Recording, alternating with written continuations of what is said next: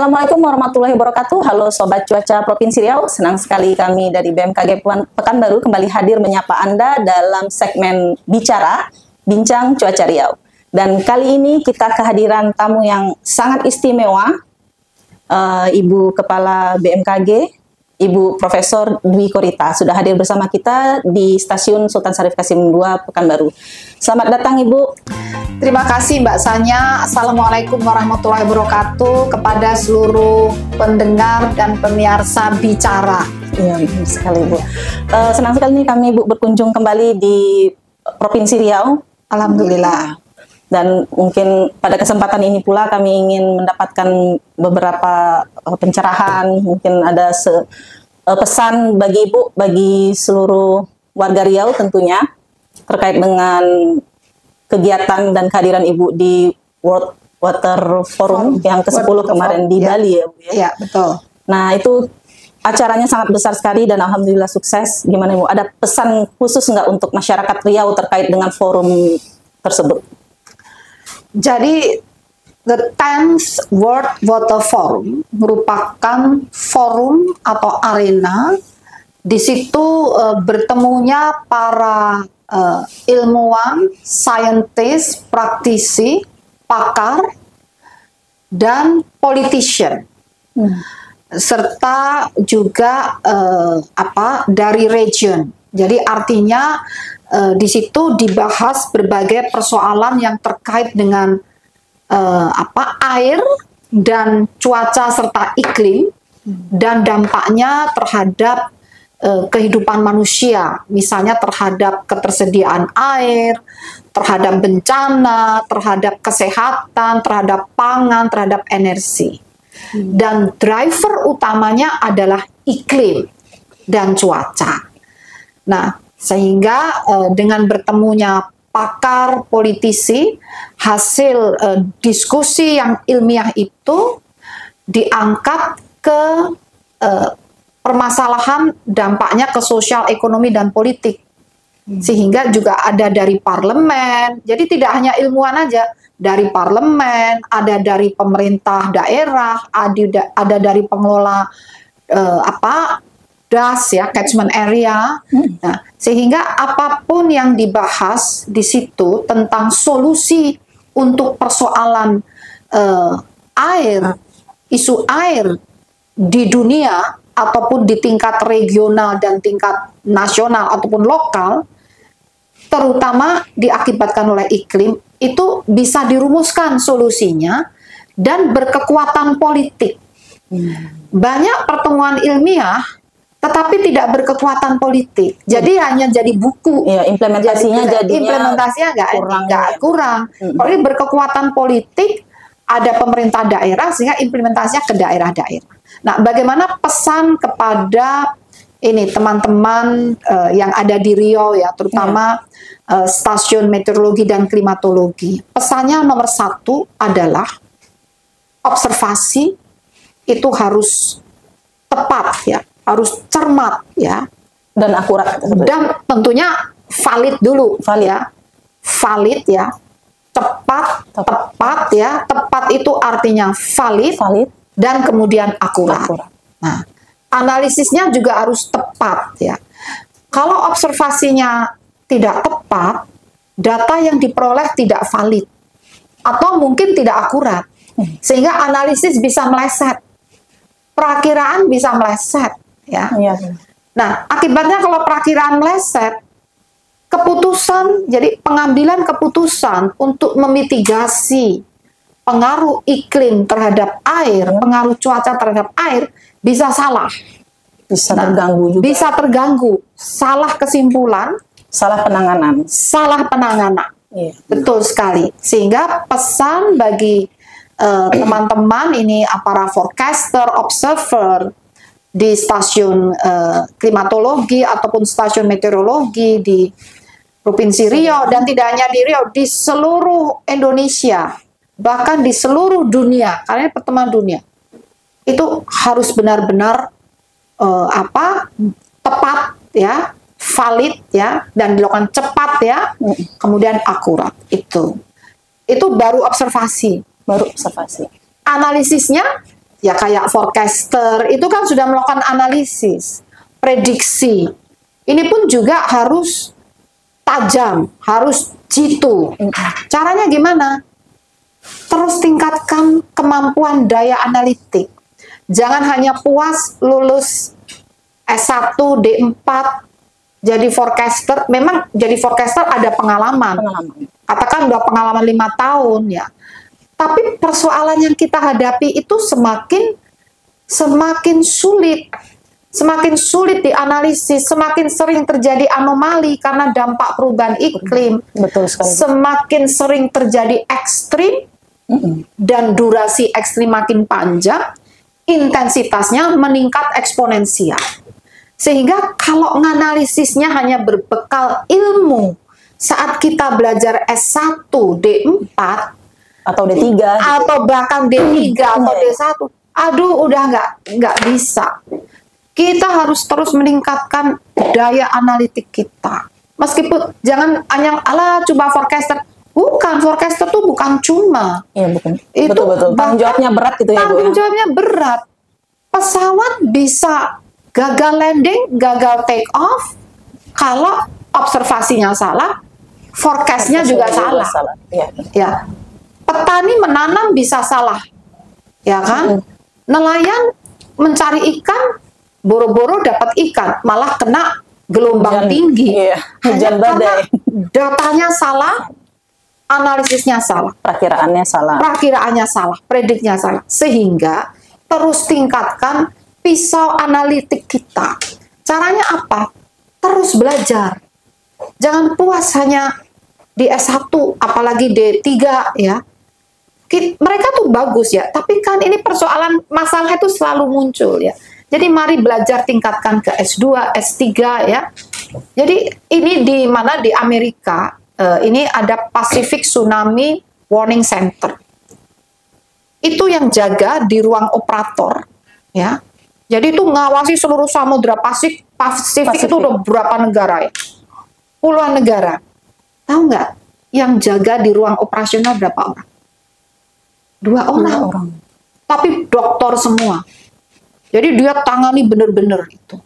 Nah, impian kita bukan saya pribadi nih, impian Civitas BMKG, harus dengan cepat BMKG bergerak ke arah kemajuan itu. Forecaster, dokter, ya. Zaman dulu berpikir forecaster ngapain harus dokter? Loh, forecaster itu harus bisa analitik, bukan hanya penyedia informasi, bukan. Harus bisa memberikan advice agar keputusan yang diambil tidak salah. Itu pelajaran dari World Water Forum yang ke-10. Sangat ini ya Bu ya, sangat mendalam sekali ini tuntutan untuk kedepannya forecaster maupun observer ya, karena pun observer alat semakin canggih, kita harus memahami juga gitu alatnya ya gitu ya Bu ya. Otomatisasi ya, digitalisasi, teknologi terus berkembang gitu kan. Maka observer pun tidak cukup hanya dengan D1, D3 gitu. Sama sekali tidak ya. Jadi pesannya itu untuk teman-teman pegawai BMKG seluruh Indonesia jangan ragu lagi untuk mengupdate diri diri, terus belajar gitu ya. Nah, terkait dengan keterlibatan BMKG di World Water Forum juga itu kan ada kegiatan-kegiatan TMC di event-event besar nih Bu. Waktu G20 juga gitu kan kita terlibat di TMC. Nah, ini kan baru dibentuk kedeputian barunya nih Bu. Deputi modifikasi cuaca. Iya. Harapan Ibu gimana nih ke depannya untuk deputi yang baru terbentuk ini? Iya, nanti secara lebih detail ada Pak Dr. Trihandoko Seto ya, nanti bisa wawancara dengan beliau. Tapi kenapa BMKG kok tiba-tiba seakan-akan ya nggak ada pembicaraan, padahal pembicaraannya udah lama. Ya, di belakang ada di belakang ya dengan sungguh-sungguh, dengan terbuka juga, dengan berbagai kementerian lembaga harus ada modifikasi cuaca. Yang pertama, sekali lagi perubahan iklim. Perubahan iklim ini sudah banyak studi, kajian termasuk oleh BMKG banyak melakukan kajian studi tentang perubahan iklim. Dari perubahan iklim nyata berdampak kondisi ekstrim semakin sering terjadi. dan durasinya itu semakin lama. Contohnya, kalau kita melihat data yang ada di BMKG, sebelum tahun 1970 atau sebelum 1980, anomali iklim itu terjadinya siklus baliknya tuh antara 5 sampai 7 tahun. Baru terbalik ekstrimnya baru terulang lagi gitu. 5-7 tahun. Tapi setelah tahun 1980 atau semakin dekat, ini setiap tahun. Setiap tahun ada. Tadinya sebelum setiap tahun antara 2 sampai 5 tahun. Itu 1980 1990. Nah, setelah tahun 2000 itu setiap 2 sampai 3 tahun. Nah, setelah tahun 2015 itu hampir setiap tahun. Paling tidak 1 sampai 3 tahun. Itu semakin sering terjadi anomali. Dan dampaknya apa? Kalau terjadi anomali, terjadi ekstrim, baik ekstrim basah dan ekstrim kering. Dan semakin sering terjadi bencana, semakin sering terjadi karhutla, kejadian hotspot terbesar atau tertinggi tahun 2015-2016. 2019 terulang lagi. 2023 ada El Nino moderat, setara dengan El Nino di tahun 2019. Ya. Tapi hotspotnya jauh lebih turun. Lebih menurun. Jauh lebih turun. Bisa dicegah.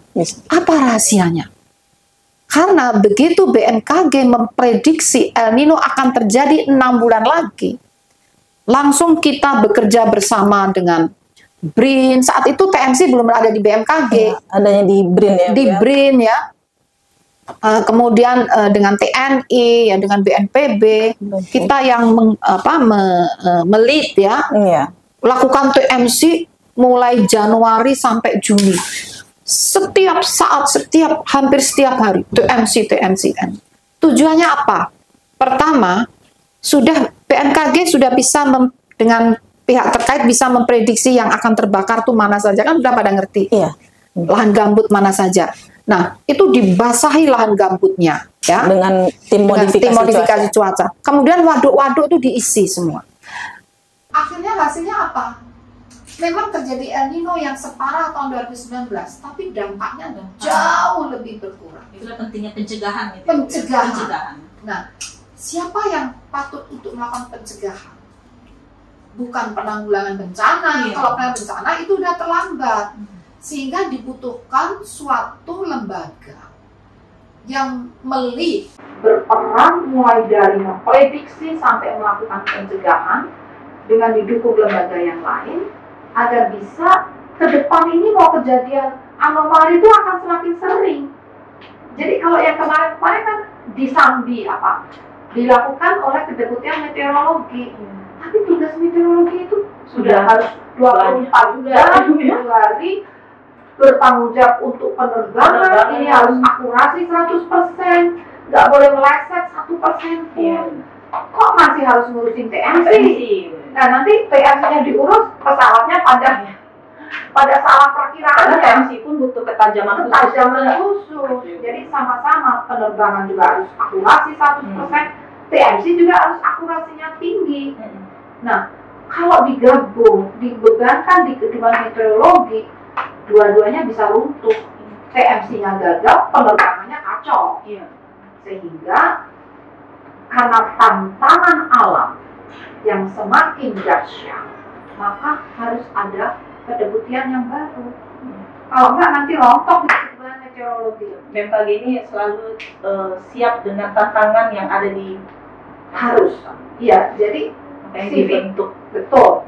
Dan poin lain yang penting, sivitas BMKG atau insan BMKG itu harus mempunyai jiwa melihat visi ke depan. Dengan data yang ada itu sudah harus bisa memproyeksikan kira-kira ke depan akan seperti ini, sehingga apa yang harus kita siapkan saat ini.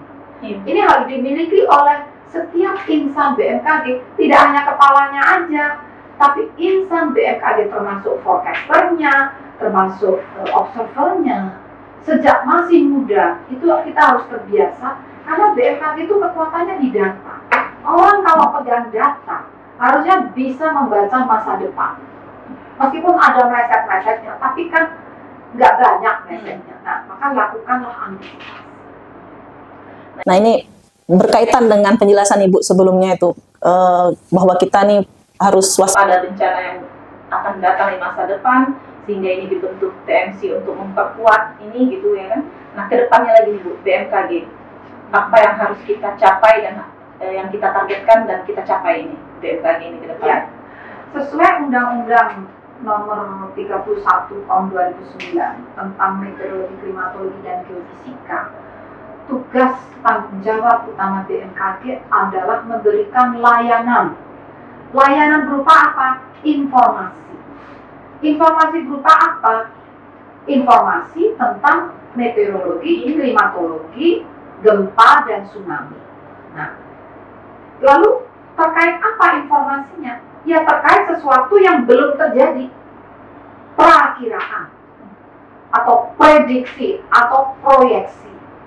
Dan yang satu lagi terkait apa? Peringatan dini. Nah, ke depan BMKG harus lebih handal dalam memberikan informasi tadi. Tidak hanya untuk publik, tidak hanya untuk penerbangan dan maritim, tetapi kebutuhan yang lebih spesifik. Misalnya untuk kesehatan, peringatan dini demam berdarah, peringatan dini penyakit yang lain yang tergantung pada iklim. Mungkin suatu saat bisa memberikan peringatan dini seperti COVID, bisa diprediksi misalnya.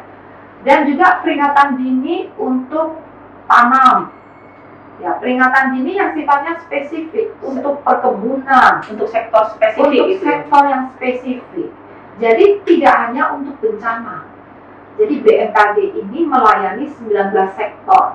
Bencana itu hanya satu sektor dari 19 sektor. Tapi itu yang lekat gitu ya Bu ya, sektor bencana yang lekat. Justru kita yang harus gencar menyatakan bahwa BMKG itu tidak hanya ngurusin bencana. Kita mempengaruhi podcast yang misalnya lewat podcast ya. Iya. Yang misalnya untuk petani, itu kan tidak harus bencana. Betul. Untuk nelayan, untuk pariwisata, untuk apa lagi? Untuk energi terbarukan. Kan BMKG, skripsi Anda kan tentang ini, tesis ya, betul. Tentang itu. Nah, itu peran BMKG kan punya data. Iya, data itu sih. Data puluhan tahun.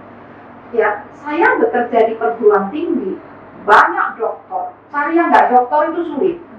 Jadi doktor itu relatif mudah ya. Profesor juga banyak. Tapi yang nggak ada apa? Data. Jadi orang-orang punya daya analitik, tapi yang nggak analisis nggak ada.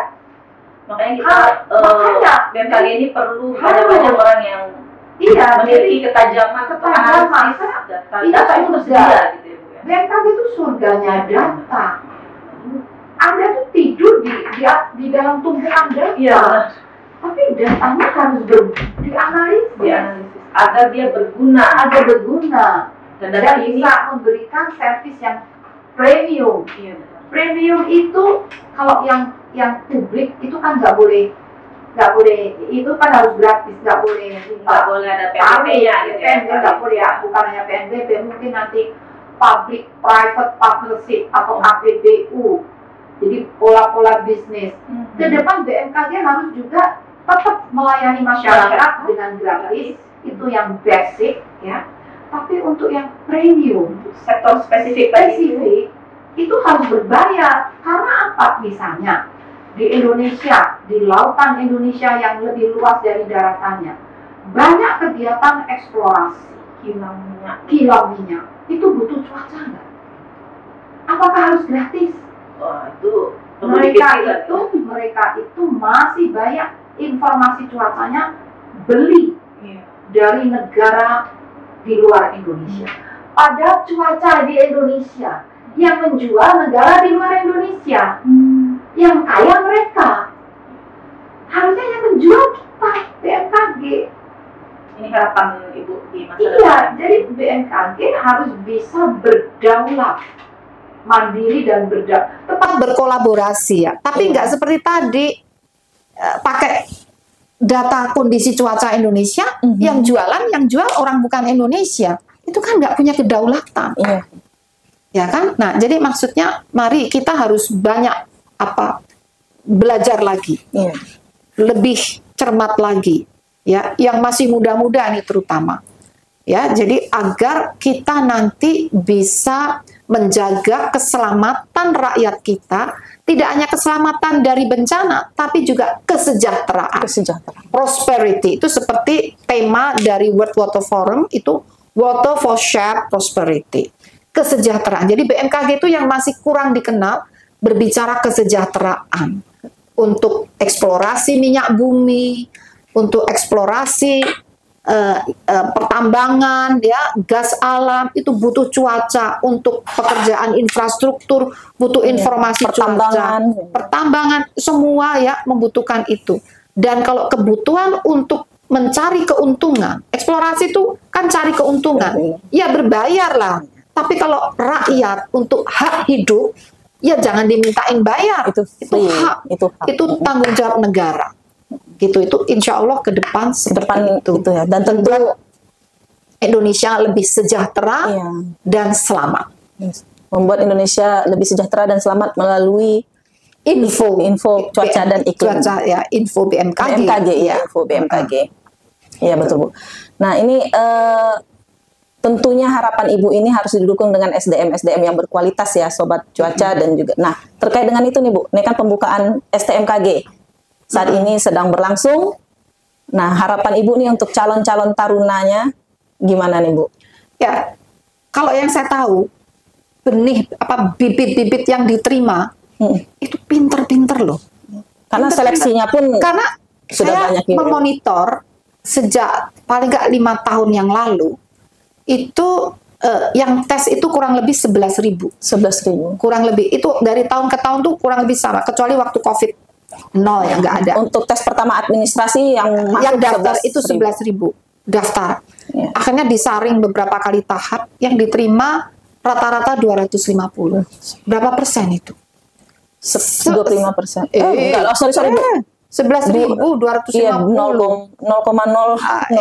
Paling berapa? Kalau 10% aja kan 1.100. Ya. Nah, 2,5. Ini hanya sekitar berapa? 250. Ya sekitar 2,5%. 2,5%. Ini kan kecil. 1 banding berapa? 2,5%.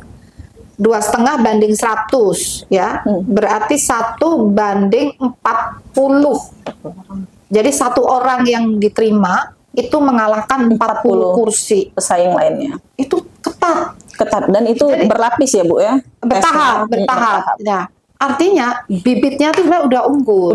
Bibitnya udah unggul. Nah, tinggal bagaimana sekolahnya itu membimbing si bibit unggul itu agar lompat lebih unggul. Makanya saya sudah minta ke STMKG, benahi kurikulumnya, sempurnakan. Pola pembelajarannya harus nggak hanya gedungnya yang baru aja ya, tapi mindsetnya harus baru. Akreditasinya juga udah ada kan? Akreditasinya sudah ada, artinya kan sudah unggul juga. Nah, fasilitas sudah ada juga. Tapi jangan puas. Iya, benar. Yang sudah unggul saat ini, kalau proyeksi 10-20 tahun ke depan, apalagi nanti saat Indonesia emas 2045, pola yang sekarang ini belum tentu cocok. Harus selalu kita evaluasi, kita monitor. Jadi yang penting membuat lulusan STMKG itu visioner.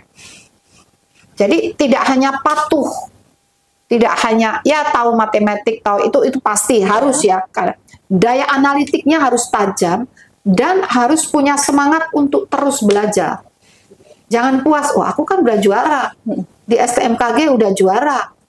Jadi udah cukup, ngapain sekolah lagi? Enggak, harus punya semangat terus untuk belajar. Meskipun pinter, tapi tetap terus belajar gitu. Saya aja udah tua juga masih banyak belajar juga. Betul ya. Jadi itu harapannya untuk calon-calon taruna-taruni yang akan bergabung. Jadilah taruna-taruni yang memiliki visioner ke depan. Visioner dan tangguh. Kenapa harus tangguh? Kenapa harus tangguh, Ibu? Lihat ini, yang generasi semakin terakhir itu kayaknya strawberry. Oh, strawberry, manis sweet, lembek, mudah melenyek. Mohon maaf ya.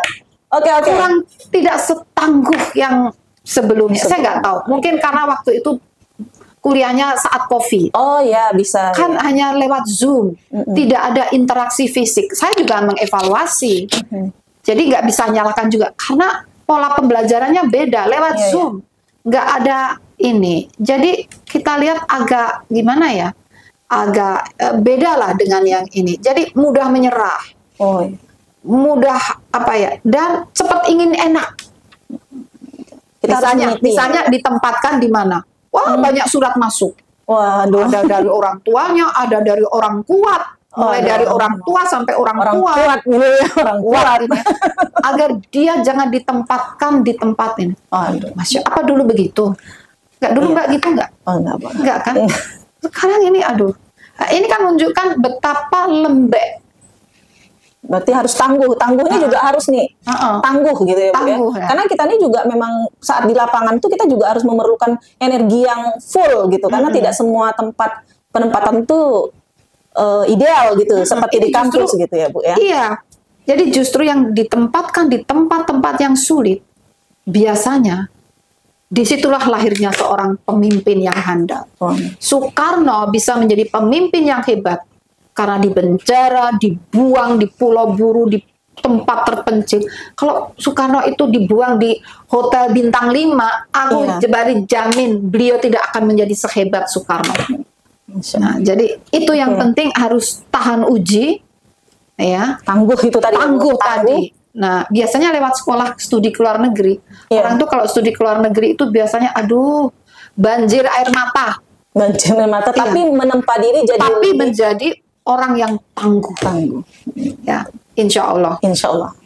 Nah, nih Sobat Cuaca, banyak sekali pelajaran yang kita petik dari bincang-bincang kita yang hanya mungkin 15 atau 20 menit ini, tapi luar biasa pesan-pesan yang disampaikan untuk seluruh pegawai BMKG, calon taruna-taruni juga, dan harapan Ibu KBMKG ke depannya untuk calon kepala BMKG. Ya.